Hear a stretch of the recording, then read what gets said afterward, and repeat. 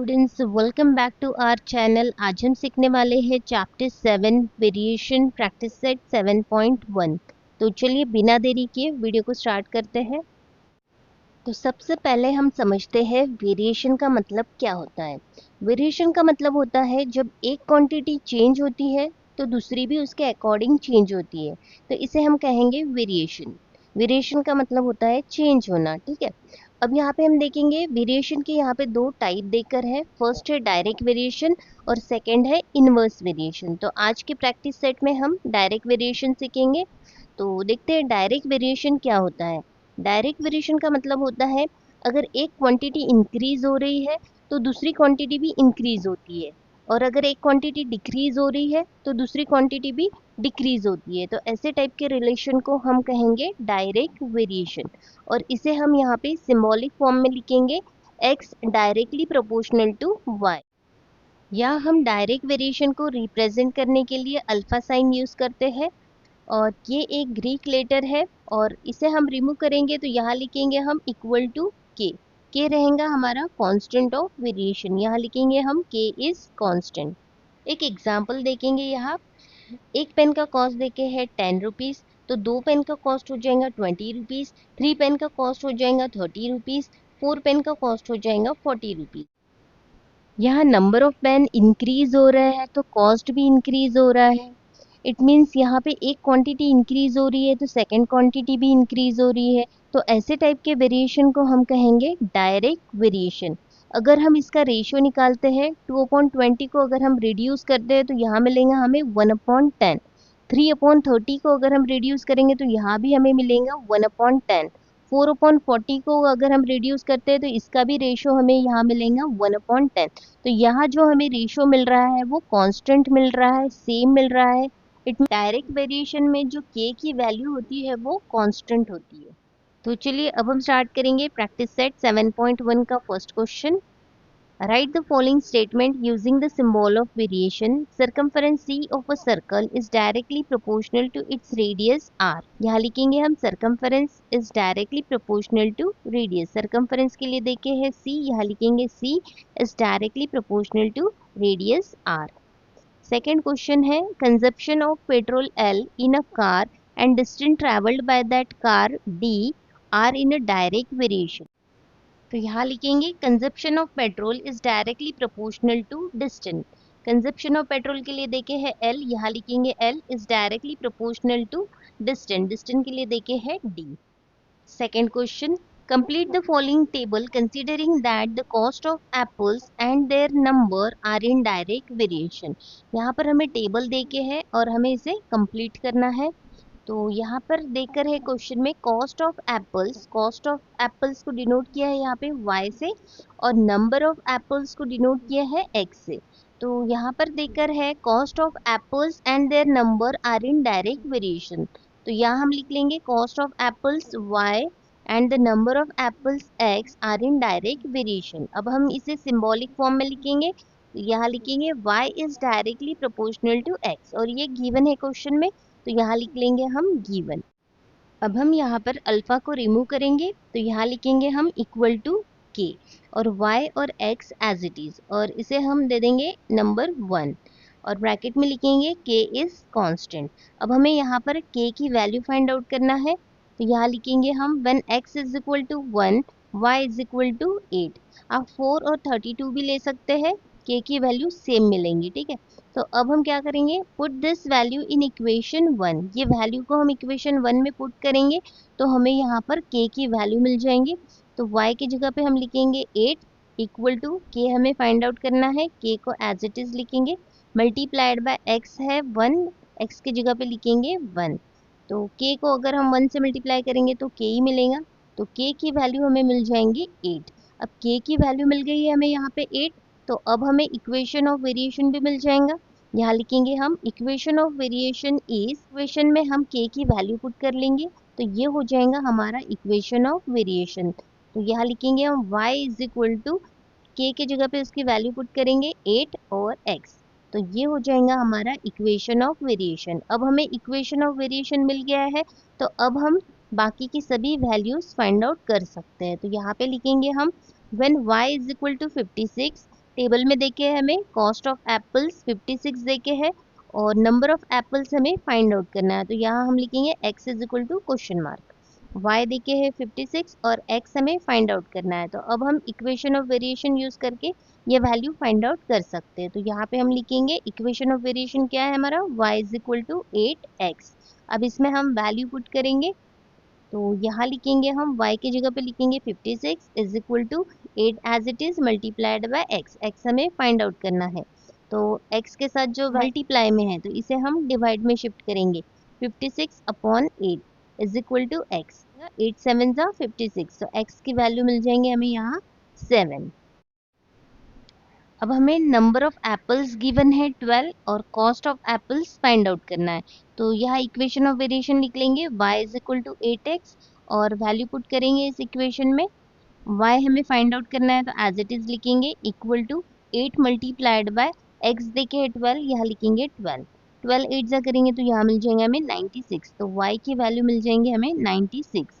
अब नेक्स्ट देखेंगे हम, when y is equal to 160, cost of apple 160 है, तो नंबर ऑफ एप्पल्स हमें फाइंड आउट करना है। तो फिर से हम यहाँ पे इक्वेशन ऑफ वेरिएशन लिख लेंगे y is equal to 8x और इसमें हम वैल्यू सब्सटीट्यूट करेंगे। y देखे 160, यहाँ लिखेंगे 160 is equal to 8 multiplied by x।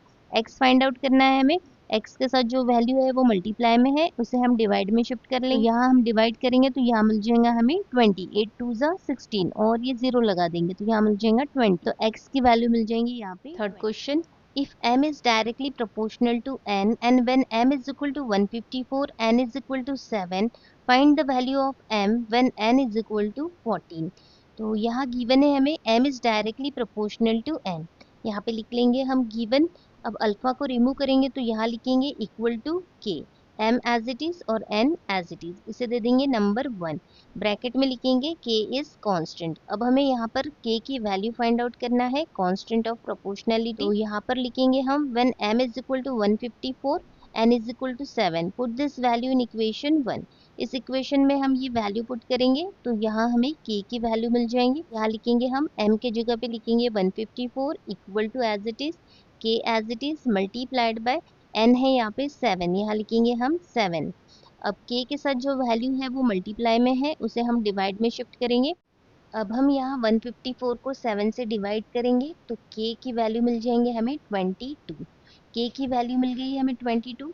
अब हम यहाँ लिखेंगे the equation of variation is, जो फर्स्ट इक्वेशन है उसमें हम k की वैल्यू पुट करेंगे, m as it is equal to as it is k की जगह पे लिखेंगे 22 मल्टीप्लाइड बाय n। तो ये हो जाएगा हमारा इक्वेशन ऑफ वेरिएशन। अब इक्वेशन ऑफ वेरिएशन मिल गया है हमें। अब हम यहाँ पे m की वैल्यू फाइंड आउट करेंगे, यहाँ लिखेंगे हम when n is equal to 14 m is equal to question mark. यहाँ इक्वेशन ऑफ वेरिएशन लिखेंगे m is equal to 22n। अब इसमें वैल्यू सब्सटीट्यूट करेंगे, m as it is equal to as it is 22 as it is multiplied by n। n देखे है 14, यहाँ लिखेंगे 14। अब 22 को 14 से मल्टीप्लाई करेंगे तो m की वैल्यू मिल जाएंगे हमें 308। यहाँ पर लिखेंगे the value of m is 308। Next question, if n varies directly as m, complete the following table। यहाँ लिखेंगे हम n varies directly as m, symbolic form में लिखेंगे। n is directly proportional to m, ये गिवन है, यहाँ पे given लिख लेंगे। अब अल्फा को रिमूव करेंगे तो यहाँ लिखेंगे हम इक्वल टू k और n एज इट इज रहेगा और m एज इट इज रहेगा और ये हो जाएगा हमारा इक्वेशन 1। यहाँ पे दे देंगे हम इसे नंबर 1 और ब्रैकेट में लिखेंगे हम k इज कांस्टेंट। अब यहाँ पर हमें k की वैल्यू फाइंड आउट करना है, तो यहाँ हम लिखेंगे when m is equal to 3 n is equal to 12। ये वैल्यू को हम इक्वेशन 1 में पुट करेंगे तो यहाँ पर हमें k की वैल्यू मिल जाएंगी। तो यहाँ लिखेंगे हम n की जगह पे लिखेंगे 12 equal to as it is k हमें फाइंड आउट करना है, एज इट इज लिखेंगे मल्टीप्लाइड बाय m। m है यहाँ पे 3, यहाँ लिखेंगे 3। अब k के साथ जो वैल्यू है वो मल्टीप्लाई में है, उसे हम डिवाइड में शिफ्ट कर लेंगे।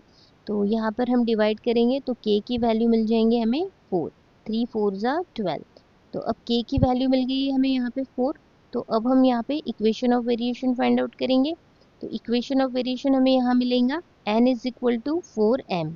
फर्स्ट इक्वेशन में हम k की वैल्यू पुट कर लेंगे तो ये हो जाएगा हमारा equation of variation, n is equal to 4m।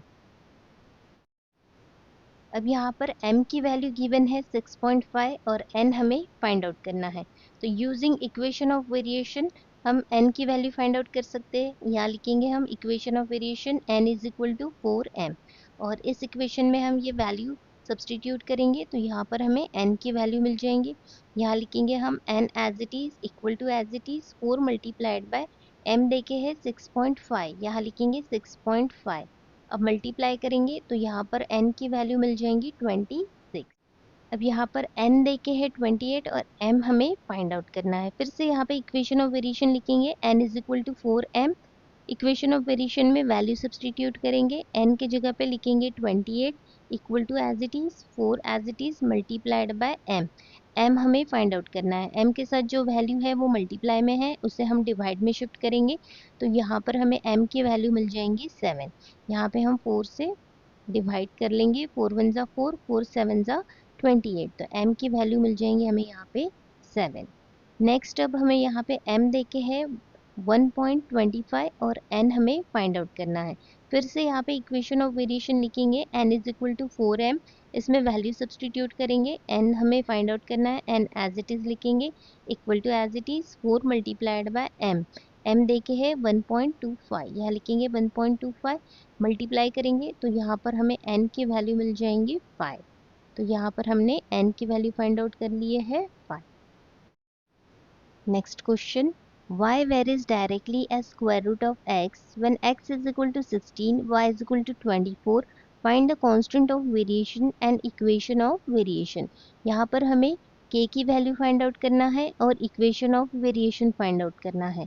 तो यहाँ पर हम लिख लेंगे y varies directly as square root of x। अब इसे हम सिंबॉलिक फॉर्म में लिखेंगे, y is directly proportional to square root of x। ये गिवन है, यहाँ पे गिवन लिख लेंगे। अब अल्फा को रिमूव करेंगे तो यहाँ पे लिखेंगे equal to K, Y as it is और square root of X as it is. इसे दे देंगे हम नंबर 1, ये हो जाएगा हमारा इक्वेशन 1। ब्रैकेट में लिखेंगे के इज कांस्टेंट। अब यहाँ हमें के की वैल्यू फाइंड आउट करना है तो यहाँ लिखेंगे हम when x is equal to 16, y is equal to 24। ये वैल्यू को हम इक्वेशन 1 में पुट करेंगे तो यहाँ पर हमें k की वैल्यू मिल जाएंगी। यहाँ लिखेंगे हम y की जगह पे लिखेंगे 24 equal to as it is, k की जगह पे लिखेंगे k हमें फाइंड आउट करना है मल्टीप्लाइड बाय x देके है यहाँ पे 16, तो यहाँ पे लिखेंगे हम स्क्वायर रूट में 16। अब यहाँ पे 24 as it is equal to as it is k as it is, यहाँ पे हम 16 को स्क्वायर रूट से बाहर निकालेंगे तो यहाँ पे लिखेंगे हम 4, 4 4 जा 16, तो 16 का स्क्वायर रूट हो जाएगा 4, तो यहाँ पे लिख लेंगे हम 4। अब k हमें फाइंड आउट करना है, k के साथ जो वैल्यू है वो मल्टीप्लाई में है, उसे हम डिवाइड में शिफ्ट करेंगे तो यहाँ पे लिखेंगे k is equal to 24 upon 4। तो अब हम इसे डिवाइड करेंगे तो यहाँ पर हमें k की वैल्यू मिल जाएंगी 6। तो अब हमें यहाँ पे k की वैल्यू मिल गई है 6, तो अब हम equation of variation find out कर सकते हैं। फर्स्ट इक्वेशन में हम k की वैल्यू पुट करेंगे तो वो हो जाएगा हमारा इक्वेशन ऑफ वेरिएशन। यहाँ लिखेंगे the equation of variation is y is equal to k की वैल्यू है 6 और स्क्वायर रूट ऑफ x, तो ये हो जाएगा हमारा इक्वेशन ऑफ वेरिएशन।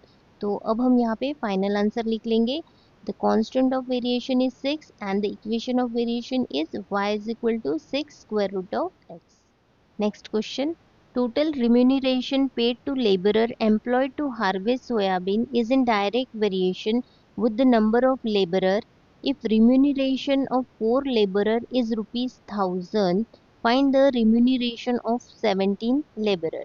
अब टोटल रिम्यूनरेशन को R से डिनोट करेंगे और नंबर ऑफ लेबरर को हम n से डिनोट करेंगे, ठीक है। तो अब हम यहाँ पे लिख लेंगे r is directly proportional to n, ये गिवन है, यहाँ पे गिवन लिख लेंगे। अब अल्फा को रिमूव करेंगे तो यहाँ लिखेंगे हम इक्वल टू k और r एज इट इज रहेगा और n एज इट इज रहेगा। इसे दे देंगे हम नंबर 1, ये हो जाएगा हमारा इक्वेशन 1। ब्रैकेट में लिखेंगे k is constant of variation. अब हमें यहाँ पर k की वैल्यू फाइंड आउट करना है तो यहाँ हमें r की वैल्यू गिवन है 1000 और n गिवन है 4, तो ये वैल्यू हम इक्वेशन 1 में पुट करेंगे तो यहाँ पर हमें k की वैल्यू मिल जाएंगी। तो यहाँ पर लिखेंगे हम put this value in above equation, r की जगह पे लिखेंगे 1000 equal to as it is, k हमें फाइंड आउट करना है, k as it is multiplied by n देके है 4, यहाँ लिखेंगे 4। अब k के साथ जो वैल्यू है वो मल्टीप्लाई में है, उसे हम डिवाइड में शिफ्ट कर लेंगे, तो k की वैल्यू मिल जाएंगे हमें 250। यहाँ पे डिवाइड करेंगे तो k की वैल्यू मिलेंगी 250। तो अब यहाँ पर हमें k की वैल्यू मिल गई है, तो अब हमें इक्वेशन ऑफ वेरिएशन मिल जाएगा। यहाँ लिखेंगे हम equation of variation is r is equal to, first equation में हम k की वैल्यू पुट कर लेंगे, तो ये हो जाएगा हमारा इक्वेशन ऑफ वेरिएशन। यहाँ लिखेंगे r is equal to 250 n। अब हमें यहाँ पर n गिवन है, n इज इक्वल टू 17, और रिन्यूमरेशन हमें फाइंड आउट करना है। टोटल नंबर ऑफ लेबरर देके है 17 और रिन्यूमरेशन हमें फाइंड आउट करना है। अब यहाँ पर इक्वेशन ऑफ वेरिएशन लिखेंगे r is equal to 250 n।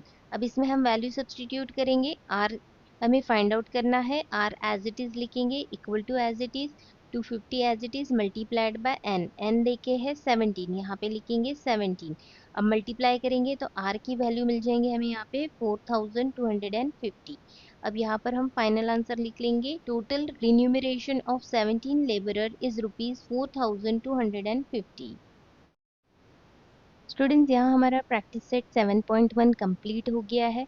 अगर वीडियो अच्छा लगा हो तो वीडियो को लाइक करें, शेयर करें और चैनल को सब्सक्राइब करना ना भूलिए। मिलते हैं नेक्स्ट वीडियो में, तब तक के लिए कीप लर्निंग।